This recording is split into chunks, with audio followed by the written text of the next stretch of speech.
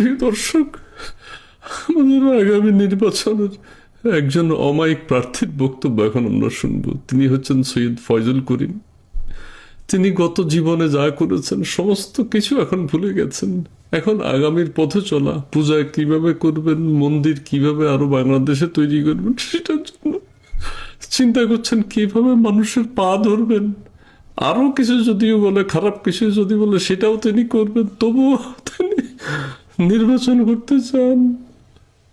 আমরা 14 ইউনিয়ন এবং 1 পৌরসভায় মোটামুটি 50,000 টাকা করে 15টা মন্দিরে আমরা আপাতত দিতে আসি। পরবর্তীতে আশা করি পর্যায়ক্রমে সমস্ত মন্দিরগুলি দেবো। মাদ্রাসা মসজিদ গুলো আস্তে আস্তে দেওয়ার চেষ্টা হবে, বাকি আল্লাহ পাকের ইচ্ছা।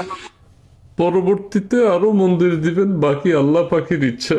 আল্লাহ ইচ্ছা করলে সমস্ত মন্দিরই তিনি দিতে পারবেন, সেটা তিনি বলছেন। মসজিদ পরে, আগে মন্দির, মন্দির বাঁচাও।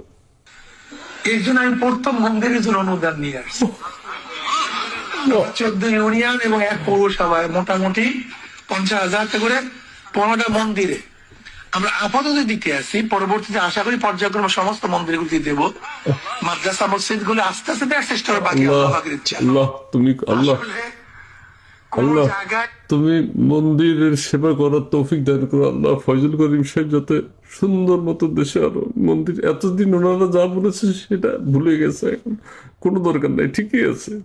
অতীতে মন্দির ভাঙার কথা বলছিল, কিন্তু এখন মন্দির গড়তে হবে, কারণ সামনে নির্বাচন তো।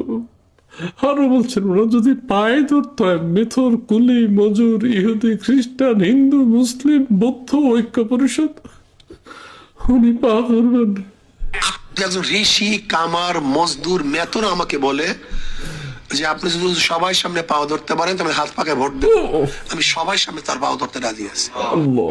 বিশ্বাস করেন, আমার মেজাজ কি জানেন? আমার মেজাজ কি জানেন? যদি কোনো গরিব ঠেলাওয়ালা